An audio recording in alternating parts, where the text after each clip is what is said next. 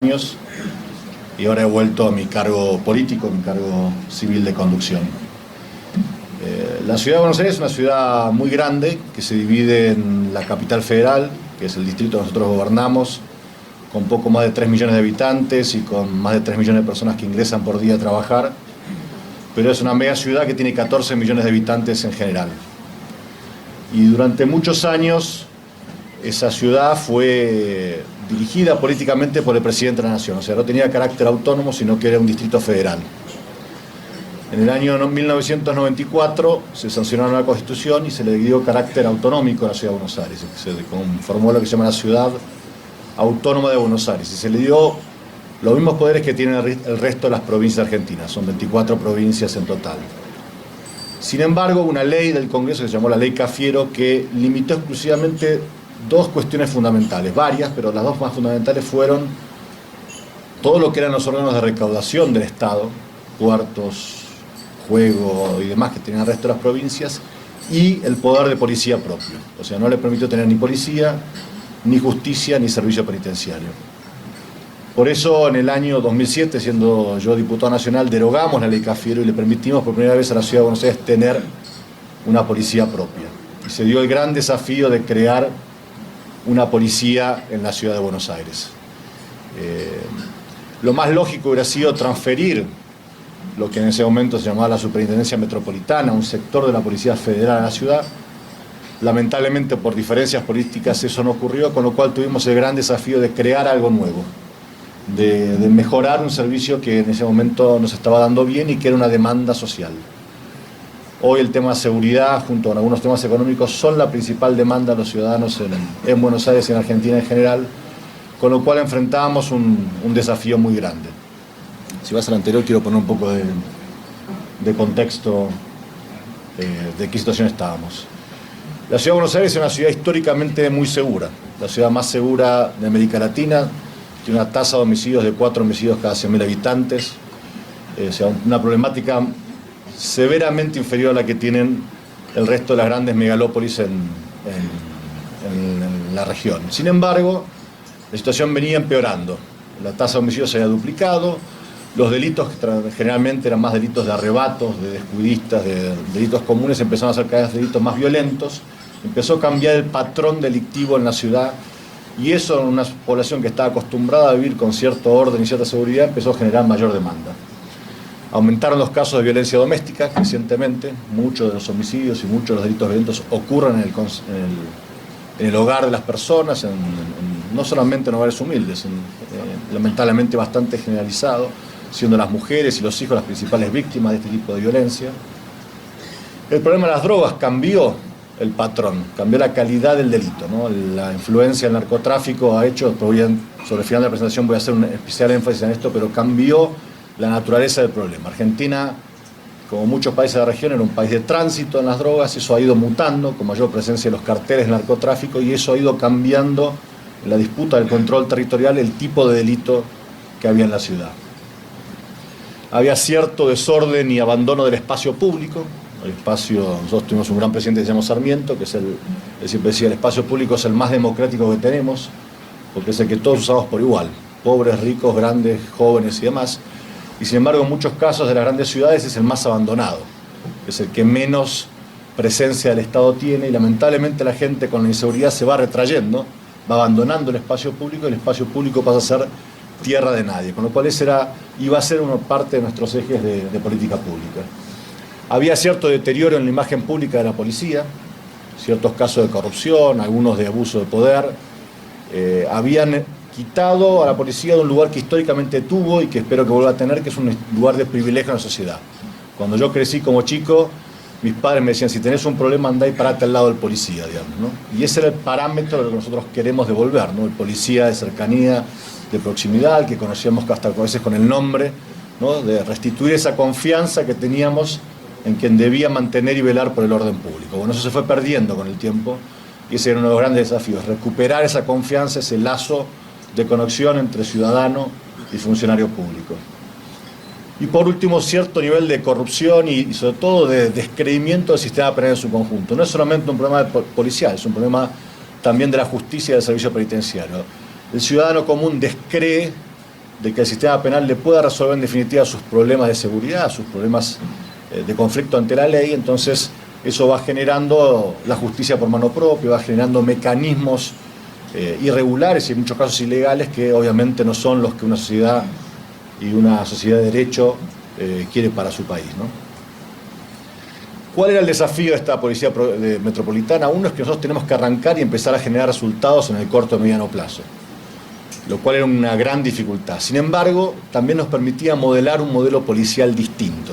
Y en esto voy a hacer especial énfasis e hincapié al principio de mi presentación.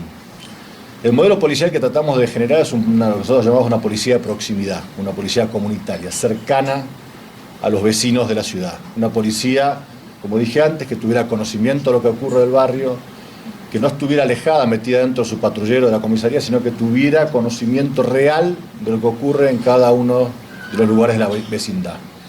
Eso ponía un gran desafío fundamental, que eran fundamentalmente dos. Uno es elevar la cantidad de personal policial en la calle, y dos, capacitar ese personal policial, dotarlo de conocimientos, después vamos a hablar de eso, fortalecer ese recurso humano para que pueda lidiar con toda la problemática que hay en la vía pública.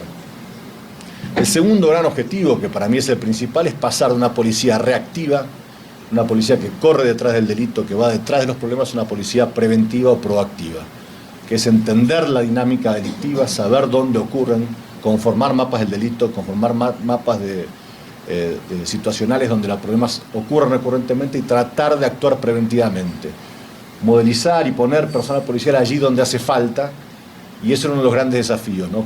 Cambiar el modelo y la concepción mental de una policía que está acostumbrada a reaccionar una vez que el homicidio ocurrió, que el robo ocurrió y demás, a intentar tener una policía que dedique fundamentalmente o buena parte de su tiempo a tratar de evitar que el delito ocurra, porque como siempre se dice, el mejor delito es el que nunca ocurrió. Para ello era fundamental también un cambio en los valores, ¿no? Un cambio en la forma de concebir. Y para nosotros lo fundamental, y eso surgió desde el jefe de gobierno, en este caso el ingeniero Mauricio Macri, hasta todas las autoridades que teníamos por debajo, de que íbamos a poner el recurso humano de la policía en un lugar de privilegio en la sociedad. Podemos hablar de eso, ¿no? Pero todo lo que hace a la política salarial, al plan de carrera, la capacitación del personal y demás, iban a pasar a ser cuestiones fundamentales de nuestra política, porque nosotros conseguimos que para poder controlar y para poder, digamos, ser duros en la búsqueda de resultados, también teníamos que darle como funcionarios públicos los elementos para poder hacer un buen trabajo. Y en ese sentido la tecnología ha sido un valor fundamental de nuestro trabajo. Nosotros hemos invertido mucho dinero, muchos recursos en poner cámaras de vigilancia, crear un centro de comando y control unificado donde todas las fuerzas de seguridad, no solamente policiales, también bomberos, defensa civil, lo que nosotros llamamos el SAME, que es el Servicio de Emergencias Médicas, todos desde ahí se nuclean y coordinan su accionar para poder actuar ante situaciones de seguridad o situaciones de orden público de otra índole. En ese caso la inversión en tecnología fue fundamental y claramente es costosa, ¿no? El comisario lo decía hace un rato, tener una buena seguridad sale dinero, cuesta plata. Hay que invertir recursos si queremos tener una policía como corresponde y como para tener un servicio de seguridad como corresponde. A veces, para los funcionarios públicos y políticos, que yo soy uno, ese es un intangible difícil de ver. Sin embargo, vemos una y otra vez que los países que son exitosos en materia de seguridad invierten recursos importantes en este sentido. Y la inversión en tecnología es una inversión muy útil. Uno, porque nos permite consolidar ese modelo de prevención que hablaba antes, y otro, porque nos permite darle herramientas al policía para poder actuar de manera mejor y más eficaz. El punto fundamental, como decía antes, son los recursos humanos. El capital más importante que tiene una fuerza policial es su personal. Podemos tener un liderazgo muy importante, podemos tener una decisión política, pero si no fortalecemos el personal policial, y vamos a ver en qué sentido lo hicimos, es muy difícil tener una seguridad acorde a los desafíos del siglo XXI. Y ese fue uno de los hincapié que tomamos nosotros como elemento fundamental. El primer elemento es la selección del personal. Nosotros pusimos una serie de parámetros fundamentales. El personal policial en la Ciudad de Buenos Aires tiene que tener el secundario completo. Para tener el secundario completo, o sea, toda su formación primaria y secundaria, preuniversitaria, por llamarlo de una manera, teníamos que pagar salarios dignos. y como corresponde, porque teníamos que sacar ese personal de otras carreras y demás. Nosotros, en ese sentido, en términos de parámetros comparativos, duplicamos el salario policial a lo que era la media de la ciudadanía y además le dimos predictibilidad. ¿Esto qué quiere decir? Atamos el salario policial al judicial. Uno de los grandes problemas, lo vemos en Bolivia y en otros países de la región, es que el salario policial tiende a, con las distintas crisis, a deteriorarse significativamente y el personal policial pierde percepción de cuál es su verdadero valor y se tiende a pauperizar el salario, como contaba hace un rato también el comisario general. Nosotros, para darle un salario digno y para además darle predictibilidad, para que ellos sepan que van a ganar un dinero razonable, atamos el salario judicial al policial. Con lo cual, un oficial de policía gana como un oficial de justicia, un juez gana como un comisario, un juez de cámara gana como un comisario general, y de esa manera volvimos a poner a la policía, esto históricamente era así hasta la década del 80 en Argentina, después se quebró ese principio y nosotros lo hemos restituido. De esa manera el policía sabe que va a tener, digamos, un salario digno, que va a tener lo que nosotros llamamos una obra social digna, va a poder pagarle a sus hijos una buena escuela, va a poder acceder a un servicio de salud razonable, y también sabe que si comete un error, si opta por el lado de la corrupción o el lado equivocado, lo que puede perder es mucho, ¿no? Porque también el incentivo sirve como un incentivo negativo, ¿no? Tiene mucho que perder si comete un error y si pierde su estado policial. Todo el personal policial, el que traía experiencia previa como el que capacitamos desde cero, pasan por nuestro Instituto de Seguridad Superior. Creamos un Instituto de Seguridad Superior dotándolo de lo mejor del personal policial con experiencia, jueces, camaristas que trabajan en la Ciudad de Buenos Aires. Tratamos de hacer un lugar de excelencia, al punto tal que hoy es lugar de referencia no solamente para la persona policial, la seguridad privada también se empieza a formar ahí, otras policías vienen a formar su personal en nuestro Instituto Superior. Y todo personal que iba a entrar en la policía luego de un proceso de selección muy exhaustivo tenía que pasar por un proceso de capacitación en el Instituto Superior, el que obviamente más corto, el que ya traía una experiencia previa, pero en el cual se hacía hincapié en este nuevo modelo de una policía de proximidad, una policía de prevención, y se le volvía a dotar de todos los requerimientos básicos de técnicas personales policiales, de tiro, de distintas cosas que en muchos casos algunos policías por años no habían estado ni practicando ni trabajando en ello.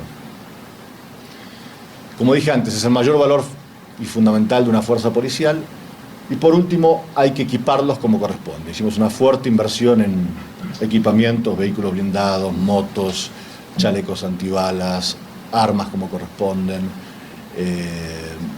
dotarlos de tecnología y equipamiento, georreferenciación, no solamente de los vehículos, sino también del personal, con lo cual nosotros sabemos dónde está caminando cada persona de la policía en cada momento de la ciudad y sabemos cuando hay una emergencia cuál es el policía más cercano para enviar en el momento que la emergencia ocurre. ¿Cuáles son los ejes de una policía de proximidad? Como dije antes, primero la prevención. Su moto, su razón de ser fundamental es tratar de evitar que el delito ocurra. Tratar de entender la dinámica del delito y evitarlo. El delito tiene un componente aleatorio, un hecho que es impredecible, pero también tiene un componente sistémico. O sea, muchos delitos ocurren recurrentemente en los mismos lugares, en los mismos horarios, con las mismas personas. Los patrones delictivos se cumplen. Acá veo mucho personal policial y lo deben saber tanto por informes de seguridad como también por su propia experiencia de estar en la calle. El famoso adagio, la oportunidad es el ladrón, se cumple y los ladrones vuelven a la escena del crimen, cometen el mismo tipo de delito. ¿Por qué? Porque ya han sido exitosos en esa comisión. Con lo cual, tener un buen mapa del delito, entender la dinámica criminal, ayuda a resolver delitos sistémicos. La segunda cuestión es recuperar la participación ciudadana. No hay sistema policial en el mundo que pueda, digamos, dar toda la información, actuar, sin involucrar a la comunidad en el proceso de cambio de seguridad. La comunidad tiene información, sabe cuáles son las zonas críticas, sabe cuáles son sus problemáticas puntuales. Muchas de las problemáticas no necesariamente son de seguridad violenta, son de orden público, son de ruidos molestos, son de cuestiones que también hacen a la civilidad y a la buena relación entre la comunidad, con lo cual poder tener mecanismos y vínculos de participación ciudadana también son claves en este proceso. La tercera cuestión es el perfeccionamiento permanente. Nosotros tomamos dos decisiones que fueron muy críticas. Uno es, al pagarles muy bien al personal, prohibimos lo que nosotros llamamos adicionales. Antes el personal policial, para llegar a fin de mes, tenía que, además de cumplir su función policial, cumplir funciones como cuidar bancos, estaciones de servicio, shoppings y demás. Nosotros quitamos ese tiempo para cuidar esas cosas que no son afines al cuidado de todos los ciudadanos y sí los obligamos a tener X cantidad de horas de perfeccionamiento anual al personal policial. El personal tiene que volver al instituto a capacitarse en técnicas policiales, a mejorar sus capacidades de tiro, sus capacidades de pelea cuerpo a cuerpo, de cómo actuar en grupos, cómo, digamos, todo lo que es criminalística, lo que son los policías de investigación, perfeccionar sus hábitos y sus conocimientos en lo que es informática, lo que son las nuevas tecnologías y demás. Con lo cual el perfeccionamiento permanente también es otro elemento crucial en esta función. Uno de los grandes desafíos que tuvimos desde el principio fue cómo coordinar esfuerzos entre fuerzas distintas, porque nosotros pasamos a trabajar en la Ciudad de Buenos Aires, donde ya existía una policía que seguía teniendo jurisdicción, en este caso la Policía Federal, y donde coordinamos la actuación con un gobierno de la ciudad muy grande, que tiene más de 100.000 empleados públicos, que tiene áreas como Defensa Civil, como bomberos, como el SAME, como dije antes, donde obviamente la coordinación y la actuación conjunta, donde hay una policía de seguridad vial, digamos, ¿no?, que no depende de la policía, o sea que teníamos que claramente tener una función de coordinación y para eso una de las cuestiones fundamentales fue crear un centro único de comando y control. Por ahí ustedes lo han visto, no sé si tienen aquí en Venezuela, son modelos que se tomaron después de lo que pasó en las Torres Gemelas en Estados Unidos, en Atocha en España y demás, donde se trata de converger en un único lugar las principales fuerzas de seguridad de una ciudad y tratar de poder de esa manera tomar decisiones conjuntas cuando hay un desastre, cuando hay una toma de rehenes, cuando hay un gran incendio y demás. En la Ciudad de Buenos Aires tuvimos hace unos 8 años una discoteca, un boliche bailable, se quemó, se prendió fuego y murieron 200 personas adentro. Y una de las grandes razones por las cuales murió tanta gente es que la situación no fue coordinada claramente. Entraban las ambulancias, detrás venían los bomberos, detrás venían la policía, las ambulancias no se podían retirar, no se podían sacar los cuerpos de las personas que estaban heridas. Bueno, fue un desastre operativo. Hace unos días atrás tuvimos un evento trágico, pero duro, un tren chocó contra una estación de trenes en la Ciudad de Buenos Aires, murieron muchas personas, pero muchísimas se salvaron gracias a tener un operativo claramente coordinado entre todas las fuerzas de seguridad existentes. Se pudieron cambiar el sentido de las calles, los semáforos, las ambulancias entraban por un lugar, salían por ese lugar, los bomberos actuaban desde otro lugar, o sea, nadie entorpecía el trabajo de nadie, se pudo descender helicópteros en medio de una estación de tren, o sea, eso solamente se puede hacer cuando uno tiene una tecnología y cuando hace planes de capacitación para el personal para poder actuar conforme a esos desafíos. Y ese es uno de los grandes desafíos que tenemos en el siglo XXI. Lamentablemente tenemos desastres, actos terroristas, la Ciudad de Buenos Aires tuvo varios, grandes incendios, y por ahí uno está todo el año con problemas menores, pero cuando ello ocurre, tener una actuación correcta y coordinada y coherente hace la diferencia entre salvar decenas de vidas o que decenas de vidas se pierdan. El profesionalismo y la capacitación permanente, esto es fundamental, como dije antes, y es lo que nos permite también nosotros exigir resultados. Yo soy de los primeros que estoy encima, tenía un cuerpo, a veces hablo en presente, al fin de diciembre dejé el cargo para volver a la función pública, pero tenía un cuerpo de civiles que auditaban el funcionamiento policial. Es una policía que tiene una auditoría externa policial que audita procedimientos y resultados del personal policial y un proceso de control interno de la policía que también hace el mismo contralor.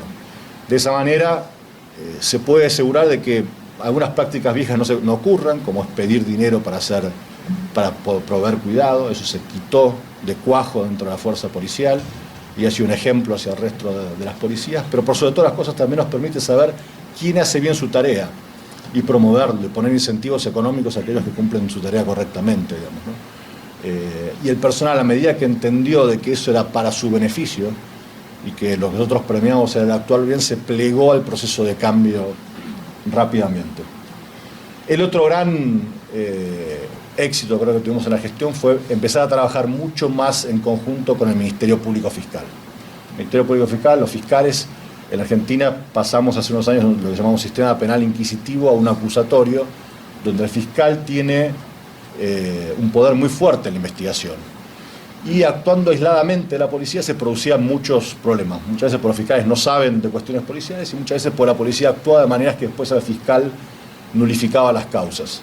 A partir de esa actuación en conjunto es que se empezaron a conseguir resultados mucho más contundentes judicialmente y la ciudadanía empezó a percibir que, bueno, que valía la pena de una policía que resolvía problemas, porque la consecución de resultados concretos, o sea, la posibilidad de que esa persona que era detenida después cumpla una pena de prisión, era mucho mayor. Cuando yo arranqué el cargo había 0 policías, arranqué con 0 policías acá y volví atrás.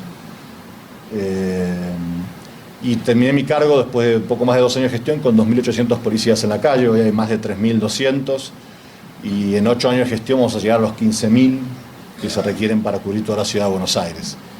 Eso fue un enorme desafío logístico y de trabajo, porque obviamente tenemos que hacer un mix entre policía con experiencia previa, como dije antes, seleccionar personal policial que ya venía de otras fuerzas y elegir lo mejor y los mejores líderes para poder dar una impronta distinta a la fuerza, y también tomar personal nuevo y capacitarlo desde cero en un proceso que dura un poco más de un año, ¿no? Con lo cual, ese objetivo se fue consiguiendo y fuimos logrando ir creciendo rápidamente y empezar a dar resultados que la gente los pudo ver, ¿no? Porque también otro gran problema que uno tiene cuando uno crea un proceso policial de este tipo es que el ciudadano está tan demandado por ese tema que uno no puede decir, bueno, yo en el futuro voy a hacer algo que va a generar un cambio en la vida de las personas, sino que tiene que uno, a medida que va creando un proceso institucional, mostrar resultados visibles para el ciudadano. Sigamos. Este es un ejemplo de algo que de vuelta, que es recursos bien utilizados. Nosotros creamos un centro de monitoreo urbano ubicando más de 1.000 cámaras en el contexto urbano de la ciudad. Vamos a llegar a 2.000 cuando termine este proceso, lo que nos permite tener, digamos, un pormenorizado seguimiento de lo que pasa en los rincones fundamentales de la ciudad. Grandes avenidas, centros comerciales, estaciones de trenes y de ómnibus, todos los lugares críticos, parques, plazas y demás, tienen domos con cámaras que son controlados, por un lado, por personal policial civil, que está detrás de, como ven ustedes ahí, de monitores que pueden ir verificando lo que ocurre en eso, y también de softwares inteligentes.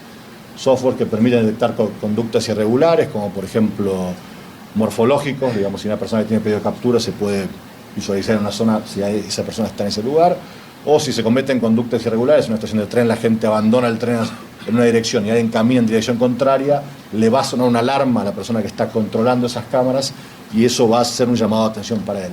Si alguien de a pie se acerca a un auto y se acerca a la ventanilla de un auto en el medio de la avenida, cosa que no debiera hacer, porque en ese lugar no debe una persona de a pie, suena una alarma y la persona que está visualizando la cámara inmediatamente hace zoom con la cámara y puede ver lo que está pasando en ese lugar. Así, eso nos permitió ser mucho más proactivos, entender cuáles eran las modalidades comunes de delitos y salir a buscar a los delincuentes.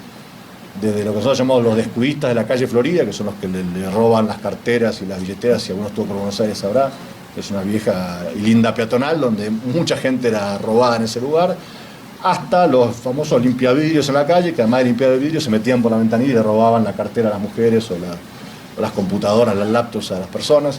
Digamos, modalidades crecientes que con esa acción preventiva y con la imagen además nos permitía después ser mucho más contundentes en las causas judiciales, porque la prueba está ahí claramente consustanciada, la acción policial queda sustanciada, se puede ver el mérito del personal policial y se puede rápidamente actuar, y hay juicios que duran días, digamos, a tener una sentencia en estos casos ante la evidencia contundente como dice ahí, esto obviamente nos significó logísticamente un desafío enorme, porque llegaban más de 1.000 causas judiciales por día.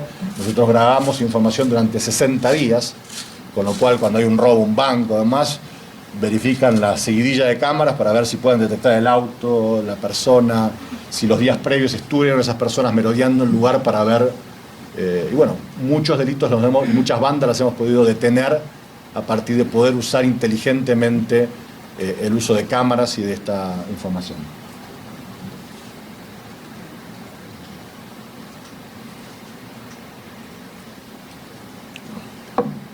Crear una policía no es algo de corto plazo. Y parte de las razones por las cuales, siendo un diputado de la Nación y siendo un político, me pusieron en ese lugar era porque había que dirimir una tensión existente entre tener resultados de corto plazo y la necesidad de crear una institución para el futuro. Y esa es una tensión permanente en la política. Yo tengo que generar resultados que sean visibles para la sociedad, pero sin embargo al mismo tiempo estoy creando algo que va a tardar tiempo en madurar, que va a tardar tiempo en tener todas funciones y demás.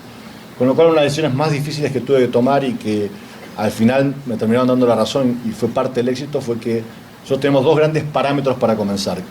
Como sabíamos que no íbamos a tener el personal suficiente para abarcar toda la ciudad, podíamos empezar o por tipo de delito, es decir, yo voy a hacerme cargo solamente de los delitos menores o de la seguridad vial o de una parte de la problemática de seguridad, porque no tengo personal suficiente para hacerme cargo de todo, o arrancar geográficamente, arrancar por lo que se llaman comunas, que son la conjunción de barrios que hay dentro de la ciudad, y hacerme cargo de todo. Porque en definitiva, y terminamos optando por esta segunda opción, lo que nosotros percibíamos era que el ciudadano no nos iba a estar, si teníamos un policía armado y demás, si había un delito complejo, alguien estaba vendiendo drogas o había alguien, y eso decía, no, eso no es mi jurisdicción, el ciudadano no iba a aceptar eso. Era muy difícil que el vecino o la vecina dijera, bueno, yo te entiendo que esto no pertenece a vos, pero bueno, el día de mañana, cuando tengas suficiente personal policial, hacete cargo, no.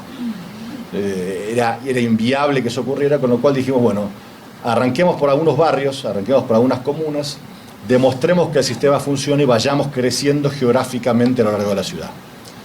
Sabíamos que tenía, como toda política, tenía pros y contras. Uno fundamental es que íbamos a desplazar el delito y eso ocurrió. Los delitos en la zona donde estábamos bajaron significativamente, pero claramente aumentaron en otras zonas colindantes. El delincuente no es idiota, toma decisiones racionales en muchos casos, y fue, obviamente, cuando había mucha más presencia policial, veía cámaras, veía vehículos y demás, tomaba el subte o el medio de transporte y iba a robar 40 cuadras a otro lado donde no había ese personal policial. Eso nos generaba una tensión política, porque claramente estaba la demanda, ¿cuándo llega la Policía Metropolitana a mi barrio? Que obviamente era difícil de sostener y para eso dábamos la cara a los que teníamos responsabilidades políticas, pero creo que empezó a marcar un antes y un después, que espero que con el tiempo podamos llenarlo. No es fácil llegar a 15.000 policías, tanto presupuestariamente como en términos operativos, pero empezamos a mostrar que las cosas se pueden hacer de otra manera y que la presencia policial y esta lógica de ser una policía cercana a los vecinos y preventiva daba resultados. Empezamos por una comuna que es la 12, que es la que está ahí en el noreste de la ciudad. Fuimos extendiéndonos, hoy ya estamos en 4 comunas trabajando, la 12, la 15, la 4 y la 8.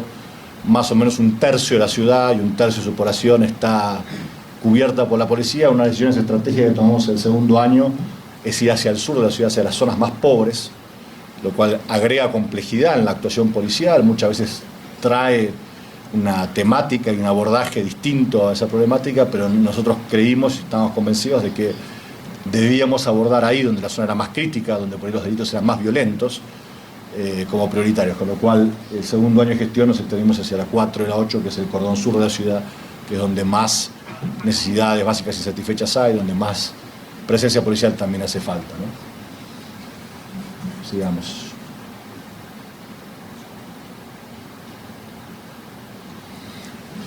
Este también fue otro de los grandes cambios de parámetros. Históricamente la Ciudad de Buenos Aires tenía 55 comisarías, o sea, tenía un montón de pequeños edificios donde había un montón de policías cumpliendo funciones burocráticas, donde la gente iba cuando tenía problemas, la atendían mal y en definitiva daba pocos resultados y consumía mucho personal. Nosotros decidimos cambiar esa óptica y creamos, nosotros llamamos precintos o comisarías comunales, que son mucho más grandes, logísticamente mucho más importantes.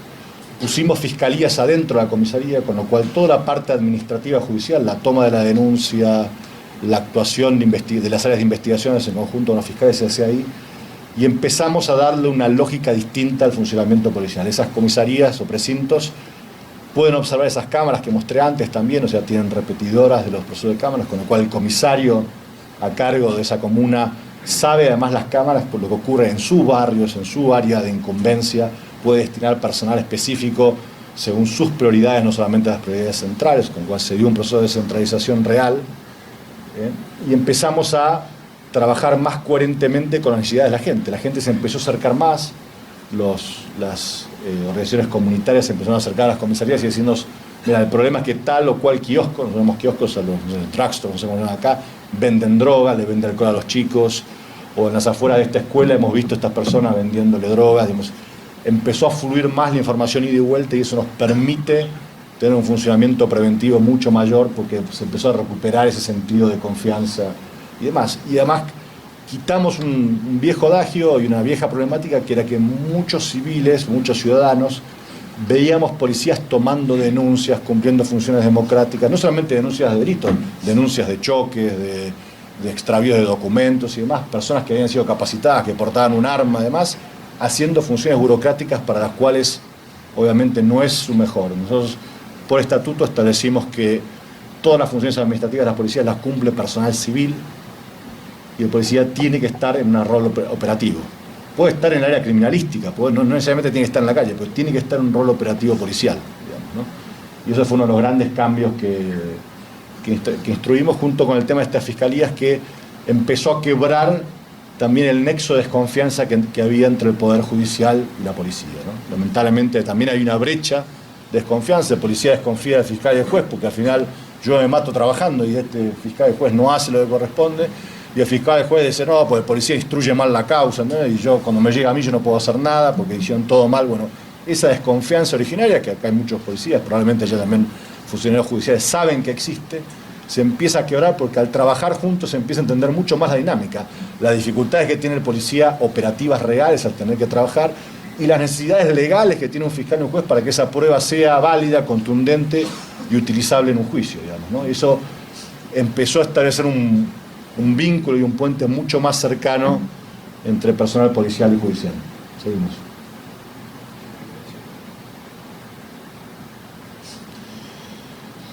Bueno, no voy a quedarme con los números, pero para una policía que arrancó de cero, los números fueron muy contundentes. Todos pensaban que íbamos a empezar por cosas menores, pero bueno, decomisamos laboratorios de drogas, detuvimos muchas personas, tuvimos en 2 años de gestión reales, operativas en la calle. Yo tuve un poco más de tiempo, pero en la calle 2 años tuvimos logros muy contundentes. Y lo más importante para mí es que recuperamos la confianza del personal policial en la conducción política, en saber de que son valorados y que de vuelta necesitamos una policía que esté en un lugar prioritario en la sociedad. Y también, y más importante, empezamos a recuperar la confianza del ciudadano hacia el personal policial y hacia la institución policial.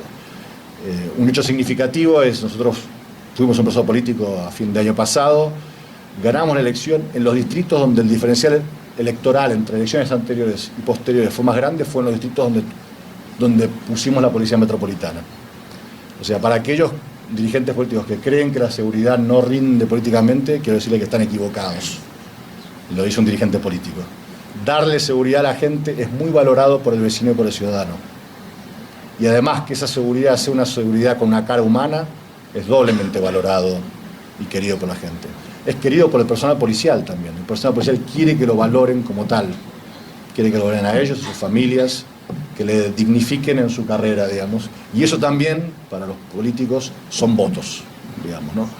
Con lo cual aprovecho que es un ámbito amplio y les doy también una visión de política del tema. No, volver para atrás. Y este es un tema que quiero hacer referencia porque es lamentablemente un tema común en América Latina y que a mí me ocupa y preocupa mucho, que es el avance del narcotráfico en la región. No conozco el caso venezolano, con lo cual no me atrevo a opinar abiertamente ni no abiertamente del tema.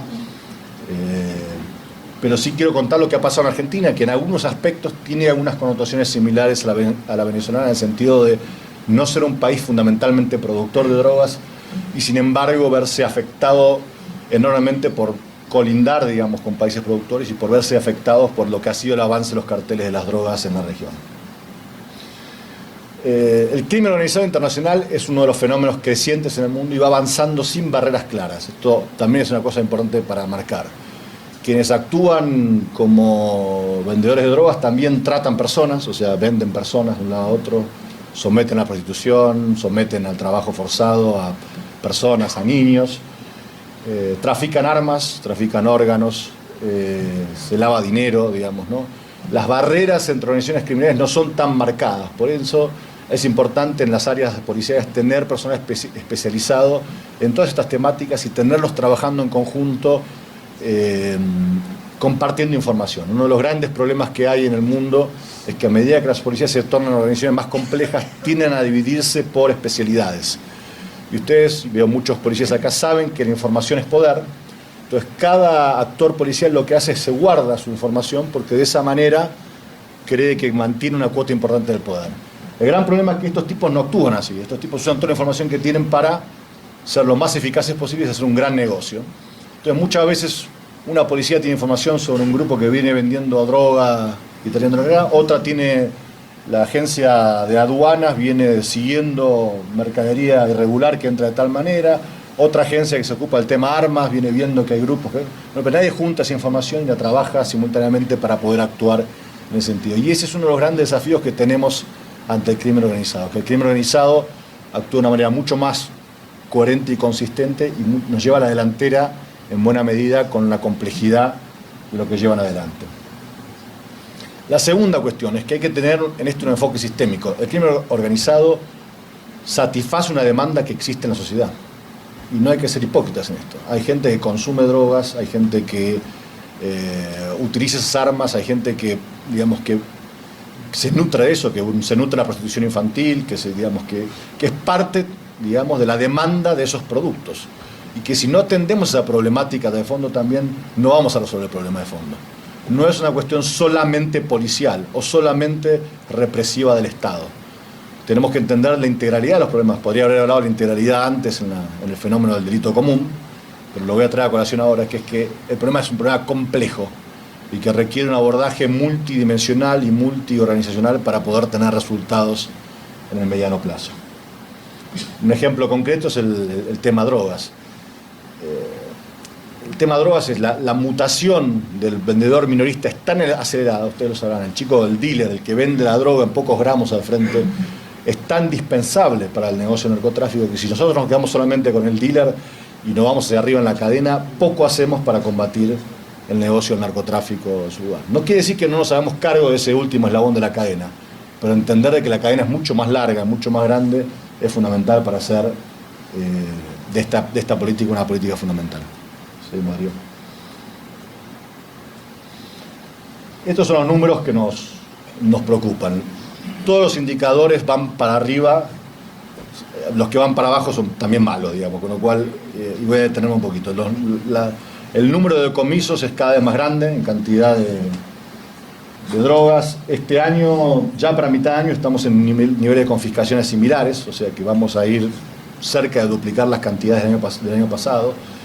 Esto marca que la cantidad de droga que entra en el país es muy superior y viene creciendo exponencialmente en los últimos años, y que el desafío es cada vez más grande. También esto quiero marcar una diferencia. Argentina, como muchos países de la región no productores, eran históricamente países de tránsito. Después voy a hacer un poco más de énfasis en este tema. Era droga que venía desde los países productores, pasaba por nuestros puertos, aeropuertos, e iba fundamentalmente hacia los Estados Unidos y Europa, que eran los principales lugares de consumo. Esto cambió radicalmente en las últimas 2 décadas. ¿Y por qué cambió fundamentalmente? Hay una cuestión histórica y una cuestión operativa. La cuestión histórica es que, como la droga, el negocio se sustanciaba fundamentalmente en Estados Unidos y en Europa, a los estadios intermedios fundamentales para ese negocio se les pagaba en especies, se les pagaba en drogas. Entonces, el narcotraficante, para tener, digamos, dinero, para hacerlo plata, tenía que vender esa droga en el mercado legal. Entonces, cuando uno mira las estadísticas de consumo de drogas en la región en los últimos 20, 30 años, los niveles de consumo se han crecido exponencialmente. Y hoy las prevalencias de consumo en nuestros países son similares a las de Estados Unidos y a las de Europa. En mi país, no sé si está acá, pero bueno, ahí están los niveles de consumo. Los niveles de consumo son similares a los de Estados Unidos. Es decir, Argentina per cápita es el país que más consume cocaína de toda la región, el que más consume marihuana.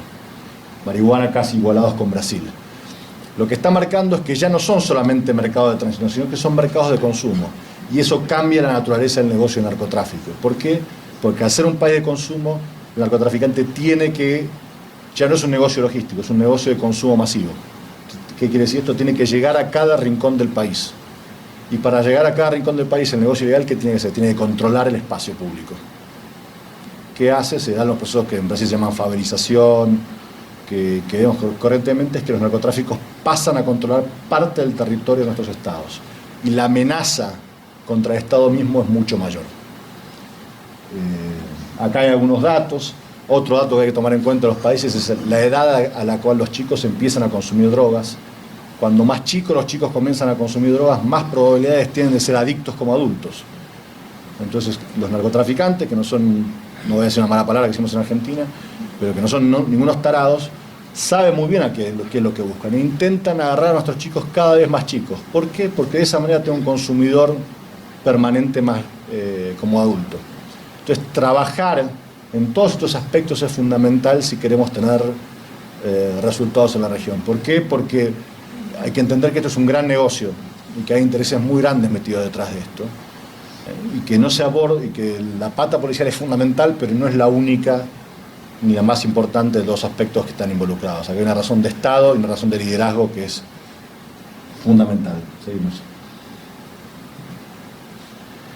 Y este es el otro aspecto que iba a marcar. En la medida que aumentó la presión en los países productores de origen, los carteles fueron extendiendo su presencia hacia otros países, hacia fundamentalmente primero Brasil, después hacia acá, hacia la Argentina, y acá hay unos casos particulares donde nosotros hemos tenido acciones de sicarios, presencia de grandes narcos en el país, cosas que antes eran inexistentes, que marcan cuánto ha penetrado el narcotráfico en el país. Acá hay carteles básicamente colombianos y mexicanos operando claramente en Argentina. Y por ejemplo, hace un par de años atrás decomisamos un laboratorio de drogas sintéticas en el país. Porque ahora ya no, lo que viene a futuro es el auge de las drogas sintéticas.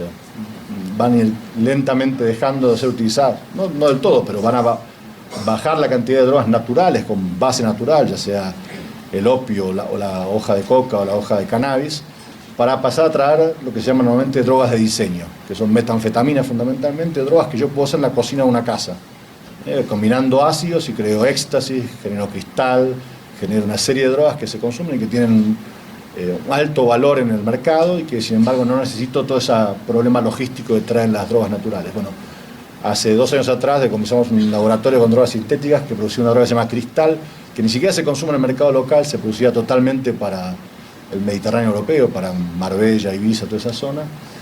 La cocinada se explotó, generó un hongo químico, digamos, un desastre. Bueno, esas son las cosas que se vienen en nuestros países, ¿no? La presencia de laboratorios. Y ese es otro tema. Los países de origen de producción de coca en nuestra región pasaron de exportar la cocaína refinada hasta su última etapa a exportar pasta base y terminar su etapa de producción en países circundantes. Eso pasa en Brasil, pasa en Argentina. Nosotros hemos tenido operativos donde decomisamos 5 laboratorios simultáneamente. 5 laboratorios con cocinas, con centros de distribución. Tenían garage donde desarmaban autos, los llenaban de droga, de armas, los volvían a armar y los mandaban a la calle, pero con un nivel de logística impresionante. Esa es la realidad de países que nos parecía que esto era poco común y que hoy está pasando en países como Argentina. Seguimos. Hay un último tema, deja de pasar, ¿no? Que es que hay que entender las diferencias de precio, digamos, ¿no? La cocaína argentina va fundamentalmente a Europa, algo a los Estados Unidos, pero fundamentalmente a Europa por cuestiones de distancia. Un kilo de cocaína se puede vender en 8.000, 10.000 dólares en el mercado local en Argentina, puesto en Europa sale 40.000 euros el kilo, digamos, ¿no? Para entender la dinámica y la complejidad que trae ese tráfico. Sigamos.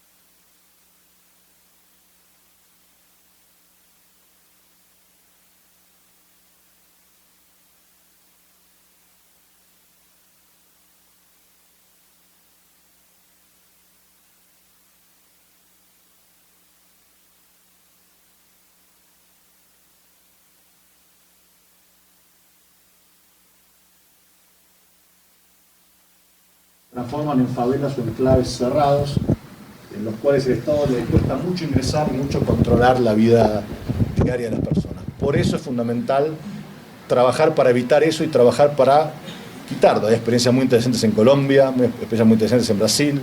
Nosotros hemos llevado adelante en una de las villas de la Ciudad de Buenos Aires una experiencia también bastante exitosa, donde trabajamos mucho multidisciplinariamente en estos lugares, abriendo centros culturales adentro, urbanizando, abriendo calles, teniendo presencia policial y de todos los organismos del Estado permanente. Esto también es crucial, no es cuestión de entrar y salir, sino que el Estado esté permanentemente en control de ese lugar y recuperar el control del Estado.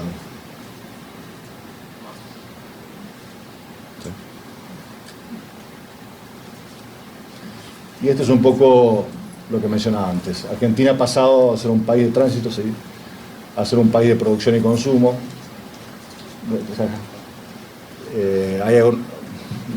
Técnicamente algunos especialistas hablan de tres fases: una fase predatoria, donde el narcotráfico empieza a ingresar en un país y tiene un comportamiento más de pelea por el control del territorio, pero lejanía del Estado. Una fase parasitaria, que es donde creo que está Argentina hoy entrando, que es cuando el Estado se empieza a ver, digamos, tomado en partes por el negocio del narcotráfico, empieza una amenaza contra el Estado mismo, y como dice ahí, se va haciendo justamente de las dificultades que tiene el Estado para ganar espacio público, y una fase simbiótica que tienen algunos países de la región, donde ya la diferencia entre narcos, poder político, poder del Estado empieza a disolverse, y ya el narcotráfico empieza a tener un poder como factor fundamental en sí mismo, clave en esas sociedades, ¿no? Nosotros obviamente no queremos llegar a ese último lugar, porque de ahí salir es mucho más difícil. Lo sabemos por experiencias regionales, requiere niveles de violencia, niveles de ejercicio del poder, del monopolio del uso de la fuerza mucho mayores, y obviamente hay que tratar de evitar caer en esas últimas fases, digamos, de la evolución del crimen organizado. ¿Cuáles son las conclusiones de la presentación? Primero, que creamos una institución que intentamos que sea modelo en el país, que sirva de referencia para otros cambios. Creemos que los servicios policiales en Argentina tienen que ir mutando hacia estos servicios más profesionalizados, menos burocráticos, más cercanos al ciudadano, donde se ponga especial énfasis en la capacitación y en el fortalecimiento del personal policial. También es fundamental quebrar esa brecha que dije antes entre institución y sociedad, eliminar los modelos de corrupción, generar incentivos positivos para actuar correctamente dentro de la policía. Yo soy un ferviente creyente que la mayoría de las policías con buenos incentivos operan correctamente. Como toda institución, siempre va a haber alguna gente que va a ser un cáncer dentro de esa institución, que hay que sacarla, y siempre va a haber gente que en cualquier circunstancia va a comportarse correctamente. Ahora tenemos que lograr que la mayoría se comporte bien, porque eso es lo que le conviene a ellos y a la sociedad, y que entiendan que eso es lo mejor para ellos, para sus familias y para la institución en la cual son parte. Creo que el crimen organizado es la principal amenaza que enfrentan nuestros países a futuro, independientemente de que uno no pueda descuidar lo que es el delito común y el crimen general. La incidencia y sobre todo el nivel de violencia que trae aparejado el crimen organizado es muy grande, y hay que poner especial énfasis y foco en ese tema. Y el último punto es que hay que generar conciencia en los funcionarios públicos, políticos, en los actores de la sociedad, de la gravedad del tema. En general, yo me he especializado en este tema, vengo trabajando hace años desde la política, desde ONGs y demás, para que la dirigencia política tome conciencia de la dimensión de la crisis. Como les cuesta ver a veces los resultados a corto o mediano plazo, prefieren barrer abajo de la alfombra. Y lamentablemente el delito es un tema que crece exponencialmente, crece sobre bases siempre superiores. Entonces, si no hacemos nada hoy, actuar más tarde es mucho más complicado y más difícil. Con lo cual, parte de la tarea que tenemos todos y parte de la tarea que tienen organizaciones como la que me ha convocado hoy en día es generar conciencia ciudadana en la necesidad de generar un cambio en materia de seguridad. Una buena seguridad cuesta dinero, cuesta recursos al Estado, y hay que invertirlos. Es un recurso bien invertido porque hace a los bienes y a los valores más preciados de la sociedad, que es la vida de las personas y los bienes que todos nos ganamos trabajando honestamente. Entonces, por eso creo que cada uno, si yo puedo dejarles un mensaje hoy en día a cada uno de ustedes, es entender de que esto no es un gasto, esto es una inversión, que hay que hacerlo a conciencia y que hace falta dirigentes que tengan la voluntad y el valor para hacerse cargo de este tema. En el Centro de Comando y Control sí tenemos un área técnica específica que mantiene toda la red funcionando. Una de las cosas que para nosotros fue prioritaria fue crear nuestra propia red de comunicaciones. O sea, no depender de la red de telefonía móvil tradicional, sino crear nuestras propias antenas y nuestro propio servicio de comunicaciones. ¿Por qué es esto? Porque cuando se dan casos dramáticos como fue el accidente de trenes o los hechos trascendentales, cuando ocurre eso se cae la red de comunicación tradicional, se saturan las antenas y obviamente queda incomunicado el sistema. Con lo cual eso nos significó una inversión muy superior, obviamente que era solamente poner cámaras, porque teníamos que tener una red de fibra óptica propia o una red de antenas propia, pero que claramente le dio a la policía hoy un poder de comunicaciones que antes no tenía nada, a tal punto que hoy la Policía Federal y otras policías usan nuestra red o no usan nuestras imágenes para poder muchas veces comunicarse ante situaciones extremas. Creo que eso son más plata invertida el primer día, a veces la gente no lo comprende bien, pero cuando tenés un elemento dramático, como muchas veces ocurre, en ese momento el sistema puede operar. Les recuerdo que en los casos famosos, el 9/11 en Estados Unidos, no pasó una tocha, pues ya lo habían previsto, pero en Inglaterra, cuando pasó el tema de los subtes, cuando nos pasó a nosotros el tema de la discoteca que se quemó y demás, en todos esos casos pasó siempre lo mismo, se caen los sistemas de comunicaciones, con lo cual nadie sabe bien dónde están los policías, dónde están los bomberos, dónde están las imágenes, no pueden ir de un lado a otro, con lo cual todos los sistemas en el mundo han ido mutando por sistemas propios de comunicaciones y obviamente eso requiere tener en casa, digamos, técnicos capaces de poder mantener y sostener el sistema. La segunda pregunta había sido cuáles eran las acciones para recomponer la confianza de la ciudadanía en la policía, que hacía acá el señor. Y esto es muy importante, eso no se gana de un día para el otro. Y ahí hubo 2 o 3 ejes fundamentales. Primero, una política comunicacional muy agresiva. Nosotros creamos un área de comunicaciones dentro de la policía que explicaba a la ciudadanía perfectamente los operativos que llevábamos adelante, mostraba, le mandábamos a los noticieros filmaciones de las cosas que hacíamos. Estaba yo, siendo diputado y político previo, mucho tiempo en cámara explicando qué hacíamos, a dónde estábamos. O sea, había un trabajo de docencia permanente para que el ciudadano comprendiera a través de los medios masivos qué era esta nueva policía y qué es lo que estaba haciendo. Así todo, por supuesto, de siempre, solo después de un tiempo la gente comprendió plenamente lo que era esta nueva policía, pero bueno, y se hizo un esfuerzo muy grande comunicacional en este sentido. La segunda cuestión es que tratamos de crear áreas específicas de cercanía con la ciudadanía.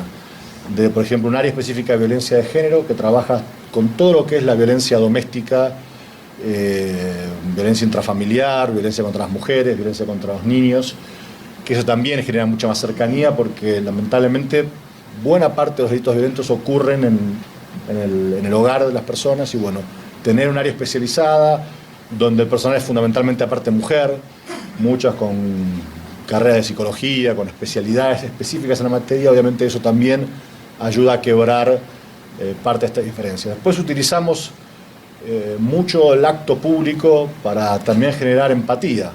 Volvimos a los desfiles, tenemos una banda policial que va a las escuelas y toca para los chicos, para los hospitales, para los jubilados, o sea, recuperamos un poco esas áreas de la policía que muchas veces la policía lo tiene solamente para sus actos propios y que la verdad que están todo el año ahí, bueno, decidimos utilizarlos abiertamente con la sociedad para recuperar un poco ese tema. Mandamos policías, hacemos premiaciones públicas en parques públicos, en plazas, le damos medallas para el mérito, condecoraciones a los personal de policía, convocamos a los miembros de la sociedad, le damos diplomas a los mejores alumnos de promedios en los barrios donde estamos, si se lo da un personal policial, mandamos el personal policial a hablar a las escuelas para reclutar alumnos, digamos, ¿no? Para recuperar. Muchos chicos, hoy cuando uno les pregunta temprana qué quieren ser como grandes, dicen quiero ser policías. Por supuesto, a medida que crecen no quieren saber nada, y sus padres dicen ¿cómo ser policía? Digamos, probablemente con mucha razón. Bueno, tenemos que recuperar también las vocaciones y las voluntades también dentro de los niños. O sea, todo un conjunto de medidas que trataron de recomponer ese lazo que se había roto. De cualquier manera, la medida fundamental es ser eficaces y transparentes en el funcionamiento. O sea, todo esto sirve en la medida que nosotros podamos darle resultados a la gente y que nuestros policías no estén haciendo cosas indebidas en la calle. Y para ello el control, como dije antes, las auditorías externas e internas funcionaron, los incentivos funcionaron. Me tocó a mí como jefe ser muy duro con los primeros casos de corrupción que tuvimos, ¿no? Exonerándonos de la fuerza, de medida tal que no podían ser después empleados públicos en ningún otro lugar de la función pública, o sea, siendo muy ejemplares en las acciones concretas, en algunos casos inclusive siguiendo judicialmente las causas contra los responsables. También eso hace a la recuperación de la confianza, saber de que la policía va a ser bien remunerada, bien capacitada, va a ser apoyada por el poder político, pero también va a ser controlada como corresponde. El conflicto ideológico que marcaba el señor, sí, hubo un conflicto muy grande, más que ideológico, de carácter político. Y esto se vio no tanto al principio, porque la verdad que ellos nunca creyeron que lo íbamos a poder hacer.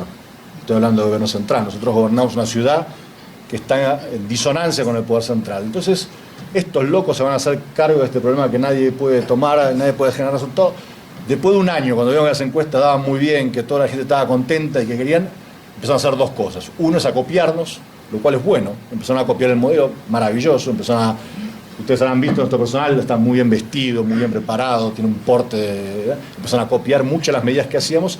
Y lo segundo que hicieron es empezaron a retirar a la policía de todos los lugares públicos que ellos antes atendían.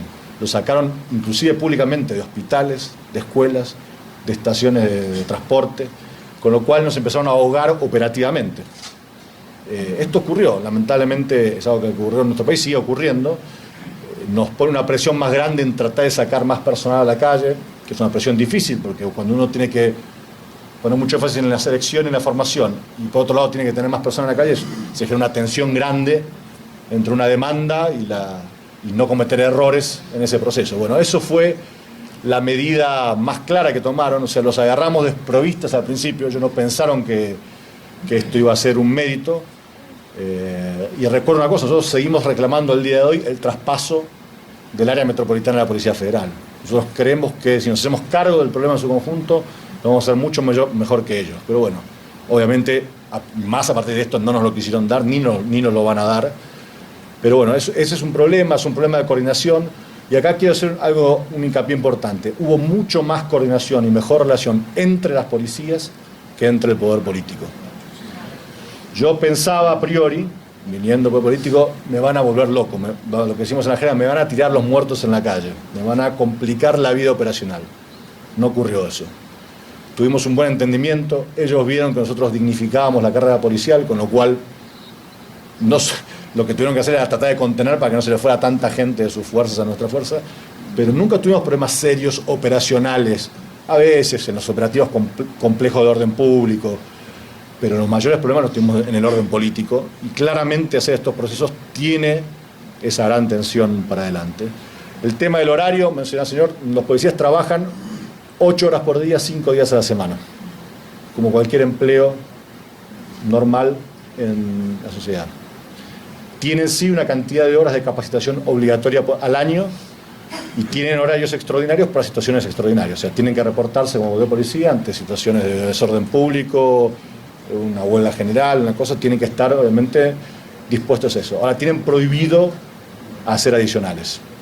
Por supuesto que hay cuerpos especiales que tienen otros regímenes, 12 por 36, o por ejemplo los regímenes de orden público, los tipos SWAT, que nos llamamos GEOF o DOEM, los cuerpos tácticos y demás, tienen otros regímenes especiales por otras particularidades de esos servicios. Pero el régimen generalizado del 95%, 93% del personal es 8 horas, 5 días a la semana. Obviamente les toca fines de semana, porque eso es un servicio 24 por 7, digamos, ¿no? Pero bueno, a ver, que tratamos de que por lo menos un fin de semana, 2 cada 6 semanas tengan totalmente libre para que puedan estar con sus familias.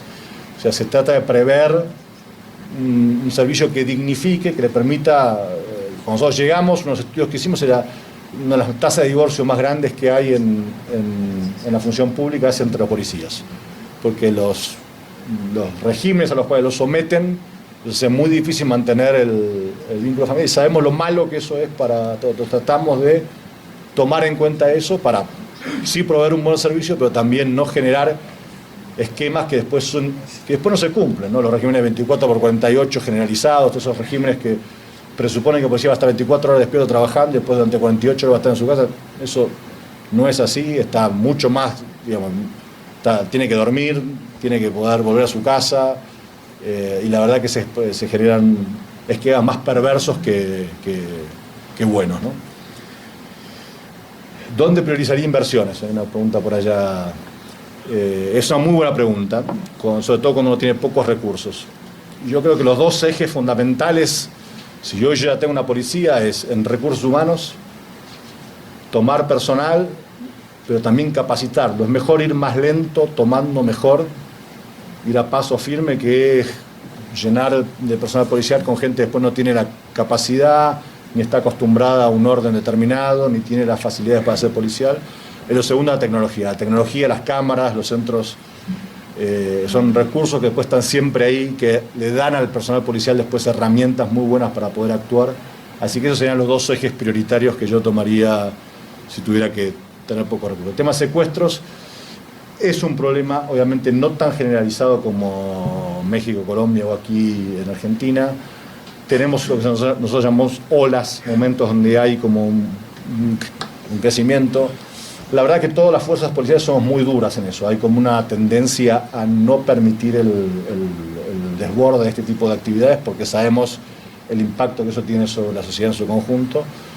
Pero han habido algunas olas en el pasado. Hoy la modalidad más creciente, lo que nosotros llamamos el secuestro express, que es la persona la agarran, la suben a un vehículo, la llevan a pasear a pasear literalmente, ¿no? A los cajeros automáticos, a sus casas, le sacan el dinero y lo devuelven. No lo tienen cautivo durante días ni piden un coso, sino que es básicamente una privación ilegítima de la libertad más que un secuestro tradicional. Esas son modalidades crecientes, lamentablemente. Obviamente se hacen controles vehiculares, ahora estamos sumando lectores de patentes, otro hecho tecnológico importante. En esas mismas cámaras donde hoy vemos la gente tener lectores de patentes automáticos que van leyendo a toda velocidad las patentes de los autos que pasan, autos y motos. Cuando la patente tiene un pedido de captura por robo o por demás, suena una alarma y obviamente se lo va a buscar esa persona.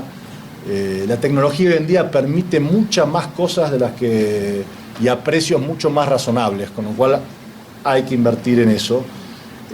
Después podría hablar horas, hay secuestros virtuales, secuestros que nunca ocurren, pero que te llaman, te dicen, te siguen. Cuando entras al cine, la gente desconecta el celular, lo llama a tu casa y te secuestré y dame, bueno, todas esas modalidades que lamentablemente se generalizan. Y bueno, ahí también los mecanismos de control de telefonía, bueno, hay cosas que se utilizan para evitar, se hacía mucho de las prisiones, eso, se establecían mecanismos para evitarlos.